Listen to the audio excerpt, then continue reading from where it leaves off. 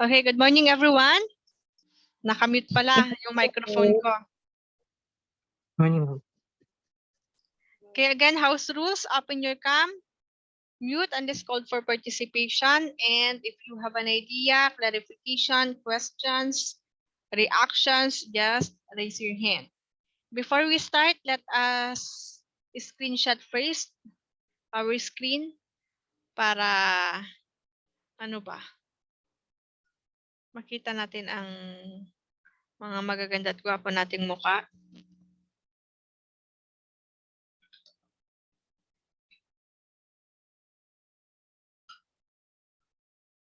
Nagkamali ako sa last klase ko kanina. Pinost ko yung recording habang naghihintay ng mga participant. Umahabol si Melody pero 10:11 na. So, hindi na natin siya tatanggapin.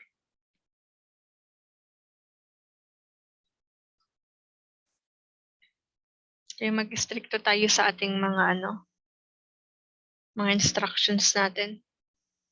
O kanina, inano ko kanina, ipinost ko yung recording, nakalimutan kong i-continue. Hindi ko tuloy na record yung klase ko kanina. Pero ngayon, naka-record naman. Okay, everybody, open your cam.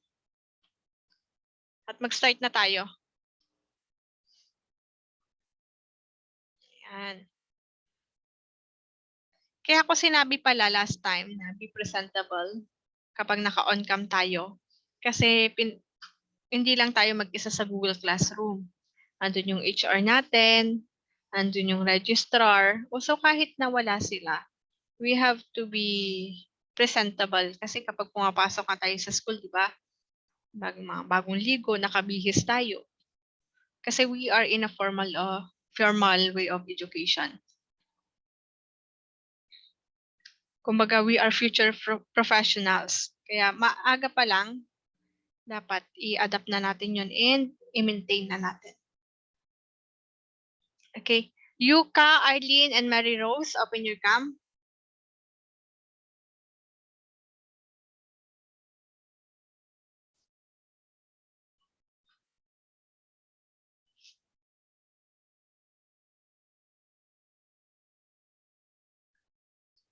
Wala yung picture ng iba. Mary Rose, Buenaflor. How old are you? I'm 19 years old now. Mukha kang bata.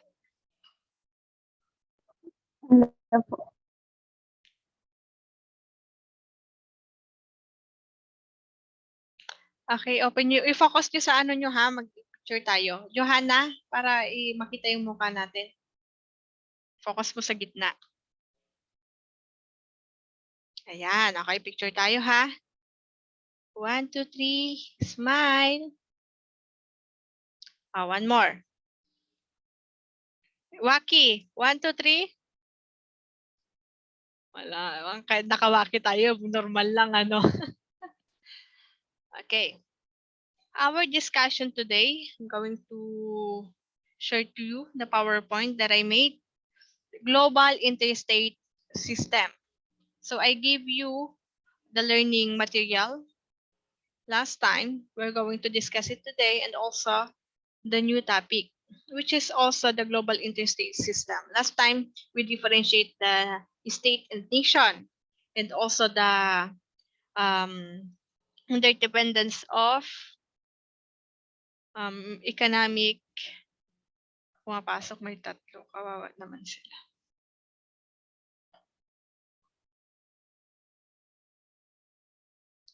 Okay, start na tayo.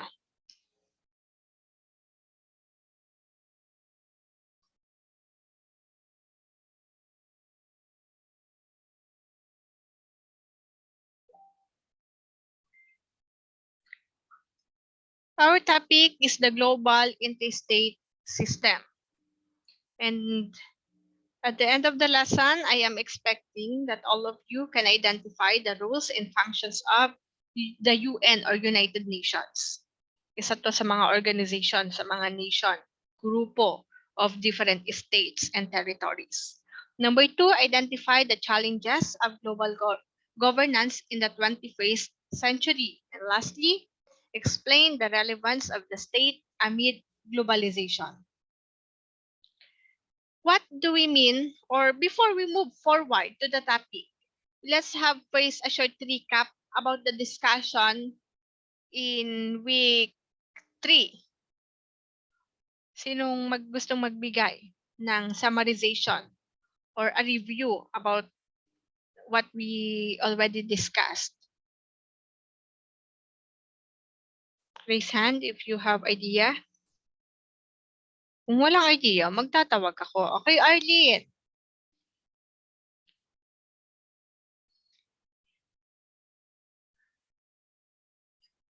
Okay, Arlene.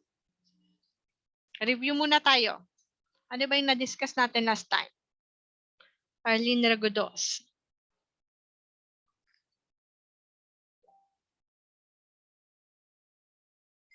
Arlene? Nakamute na naman ba ako? Naririnig ba ako? Yes, ma'am. Okay, thank you, Mon. Ano pang palayo mo, Mon or Argel?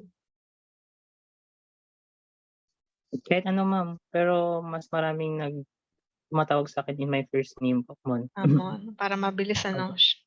Yes. Isang syllable lang. Short lang po.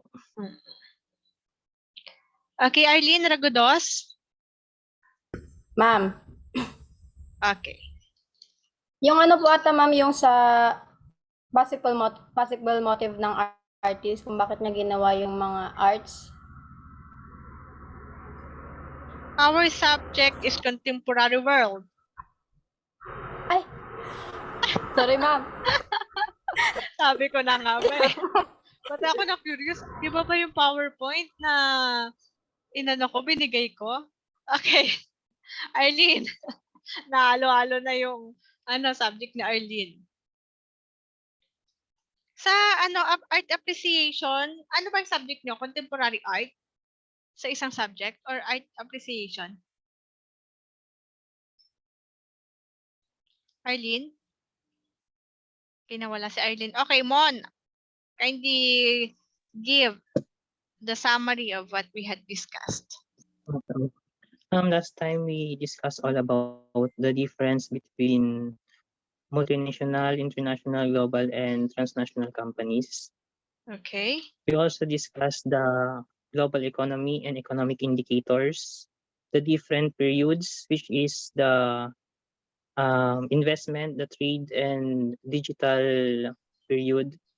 And then we talk about the intergovernmental international financial institutions and private international financial institutions. Okay, so thank you, Mon RJ. So that's all of what we had discussed. It's about market integration. Now, our topic today is about global interstate system.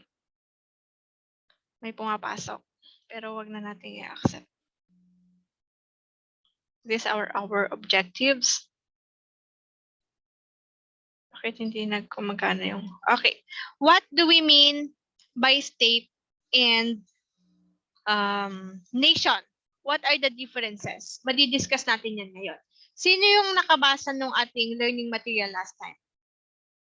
What do we mean by state and nation? Tatawag ako ulit ha. Again, open your cam as always. Yung mga hindi nag-open yun ang tatawagin ko. Okay, Crystal Livara.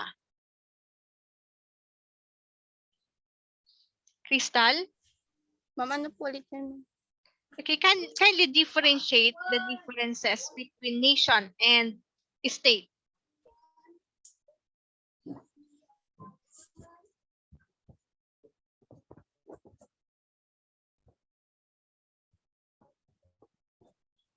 Kahit hindi dun sa nakalagay sa ating learning material.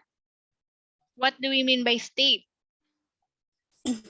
Pag state po, ma'am, yun yung territory na may own population and institution.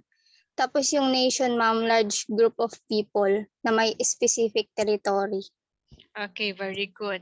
If we look for the meaning of the state and nation in the dictionary, when we say state, this is the territory that considered as an organized political community under a government. That is the state.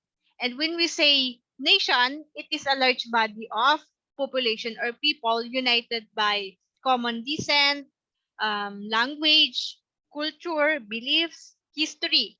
It is inhabiting a particular territory or country. Yung tao, yun ang nation. States, that is a territory. Pero according to Max Weber, a German social theorist, defines state as a compulsory political organization with a centralized government that maintains a monopoly of the legitimate use of force within a certain territory. So when we say state, according to Max Weber, it is a political organization. But according to Hedley Bull in 20th century international philosopher, he is an international philosopher. He stated that states are independent political communities, each of which possesses a government and assert sovereignty in relation to a particular portion of the its surface and a particular segment of human population. And what do we mean by nation? Kindly read this, Princess Pansoy. Nation. Nation, on the other hand, is an imagined political community and imagined as both inherently limited and sovereign.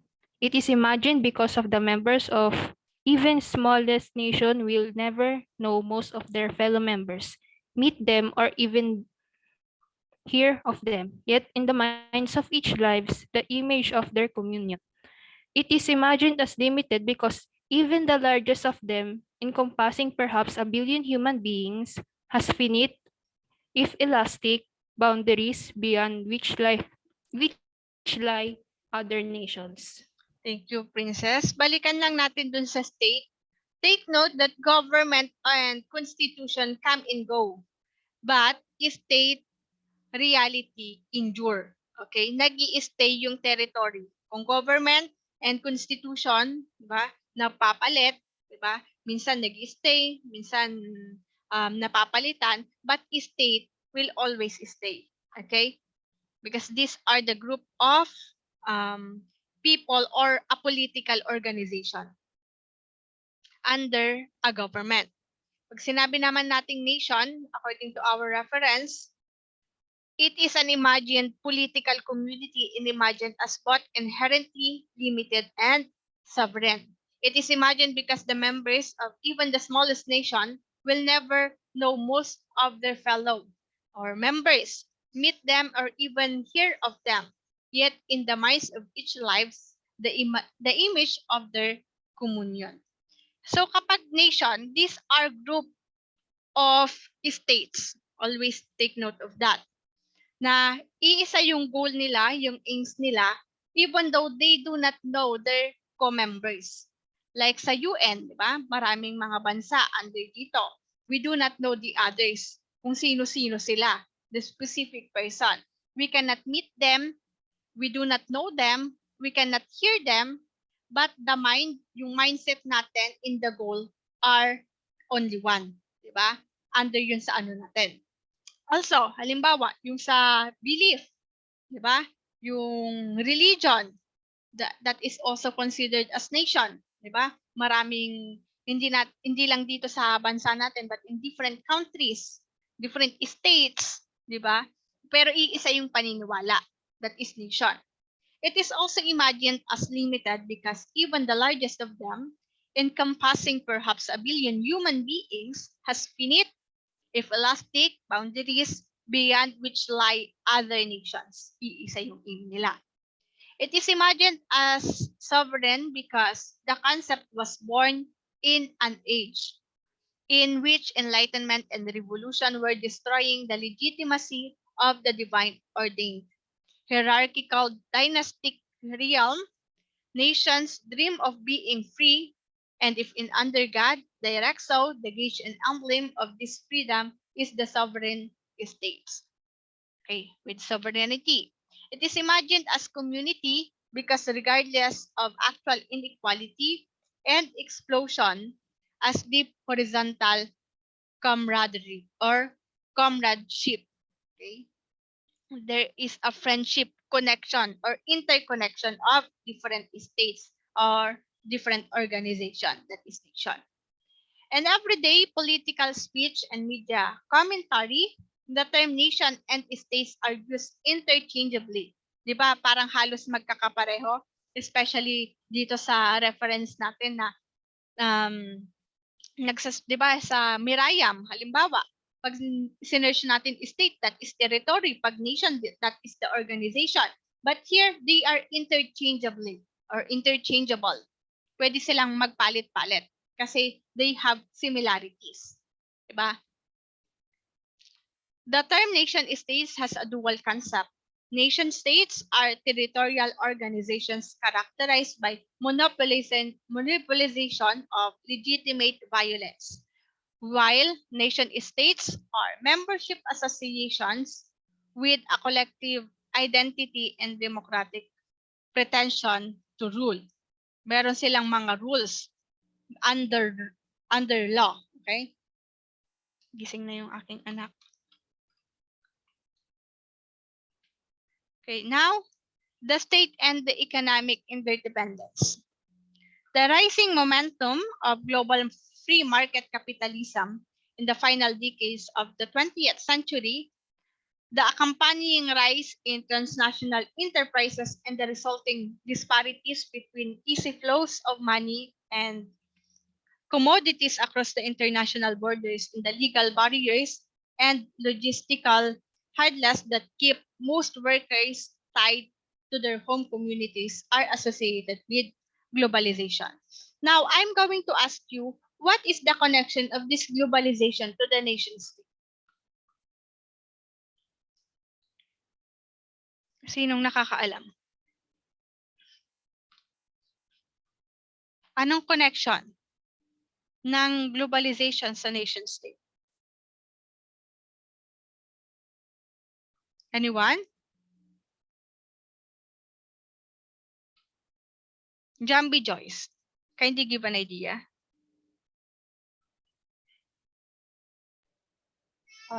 Globalization creates a sense of interdependence among nations. Okay, very good. Okay, continue. Which could create an imbalance of power among nations of different economic systems. Okay, that is the economic interdependence. It is the intensification of relations between nation states. That is the effect or the connection of globalization to the nation state. Okay, di ba nga ngayon sa 20th century or 21st century na, di ba? Meron na tayong mga transnational companies na hindi lang sila nag-i-stay in their home country, pero nag-e-extend pa sila in many countries like global companies, transnational companies. And the resulting disparities between easy flows of money and commodities across international borders. Madali na lang, meron tayong mga bangko, di ba? In easy flows of money. Commodities, we have changing of products and services using digital period, especially now. And the legal barriers and logistical hurdles that keep most workers tied to their home communities. Example nito yung China, di ba? Yung example natin before na ang China, they are exporting different goods, mga product nila, mga China-made products in different countries. And because of that, they produce more job opportunities for their people in the China. Kaya dahil doon, imbis na mangingibang bansa sila, they can stay in their own country kasi meron ng trabaho. That is the economic interdependence. Diba? Umaasa sa iba't ibang mga countries, state, nations. The belief that globalization imposes the first choice upon states either to conform the free trade principles or run the risk of being left behind is turned into phrases or phrase called golden straitjacket. 10 minutes ang bilis. By Thomas Friedman, a neo-liberalism journalist and advocate to illustrate the forcing of states into policies that suit the preference of investment houses and corporate executives, electronic herd, who swiftly move money and resources into countries favored as adaptable to the demands of international business and withdraw even more rapidly from countries deemed uncompetitive. Who have an idea about this? May idea kayo about dito? What do we mean by neoliberalism? Joy Ann Cabangon.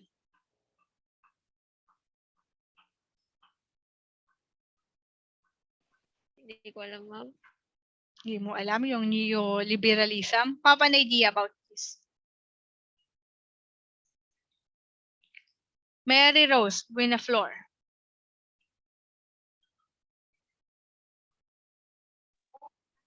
Ma'am, sa tingin ko po yung neoliberalism po is yung policies po na nagpapatungkol po sa mga may kinalaman po sa pag-maintain po ng good economics po natin. Okay, very good. This is the public policies of many government.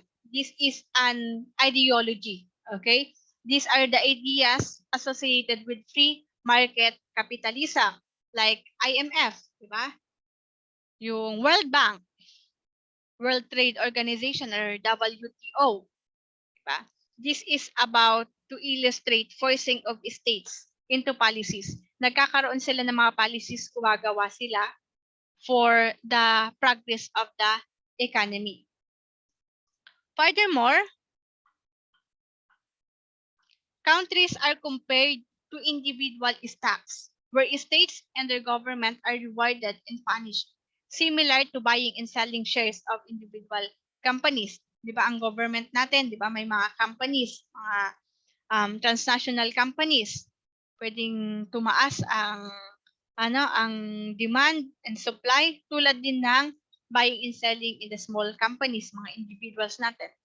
States also have lost an important element of economic sovereignty, and that neoliberalism is beyond contestation. Sabi nila, nawawalan daw ng kumbaga kabuluhan yung nation states because of globalism, diba? Globalization. Pero ano ba yung, diba tinanong ko kayo kanina, ano yung pagkaka-connection ng globalization sa nation states? Okay, according to Weber, 1997, describes the states as a compulsory political organization with a centralized government that maintains the legitimate use of force within a certain territory. Meron silang mga laws, di ba? Mga rules under the state. Pero nga, di ba ngayon, na-force sila, mamaya mapapag-aralan natin yung effect ng globalization sa nation state. Kasi minsan hindi na nasusunod yung mga laws ng state because of globalization. On the other hand, the concept of nation emphasizes the organic ties that hold groups of people together and inspire a sense of loyalty and belonging. Example, ethnicity, mga ethnic groups, language, religion, and others by Scuttle 2014. Combining these two, a nation-state can then be defined as a political community that emanates from civic society to legitimate execute peace. Thus, the civic society is the basis of the people's oneness. Okay? Meron silang civic society, like municipality na nagbibigay ng mga laws, na mga rules and regulations. This is the basis of people's oneness. Kaya nagkakaisa tayo because we have one goals. There are effects of globalization on nation states. Ito na yung sinasabi ko.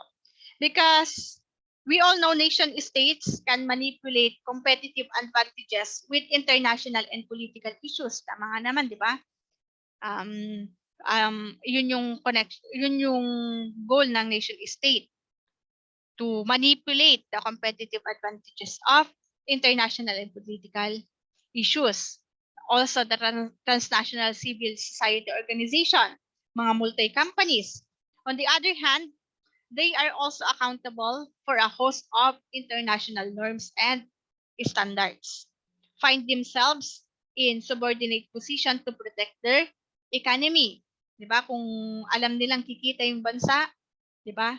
Tatanggapin nila yung mga international company or multinational companies, and face new kinds of pressures of supranational integration and focus of local fragmentation. However, sabi nga nila, yung nation states already have no power in today's globalized world. Pero bakit yung UN, ba, example ng nation, yung UN, United Nations, marami siyang mga bansa. If I haven't mistaken, 194 members ng states yung UN. Na it proved that globalization has affected the dynamic of nation states in the context of their agency as legitimate holders of force in their jurisdiction. In the way, globalization, take note, reshape the role and functions of nation states. Nare-reshape niya, minomold niya by governing bodies in their particular territories. Kaya andito na yung mga effects. Una, globalization is seen to impose a forced choice upon nation states. O, nafo-force sila. Halimbawa, yung intercontemporary age, diba? Yung nation states, they are forced to submit themselves to the demands of globally accepted free market principle. Okay? Yung ASEAN, yung Association of Southeast Asian Free Trade, diba? Yung ASEAN, part tayo nun. Part ang Philippines sa ASEAN. Including, it established the ASEAN Free Trade Area. O, diba, yung mga policy na yon. Its goal is to encourage the member states to deepen their commitments in investment, trade, industrial collaboration to brace them for the increase of region's economic activity. Okay, na-force ang nation states. Number 2, second, establishment of economic and political integration. Good example here is the EU, the European Union, and also the North America Trade or Free Trade Agreement or NAFTA. EU has become a supranational body with 28 members.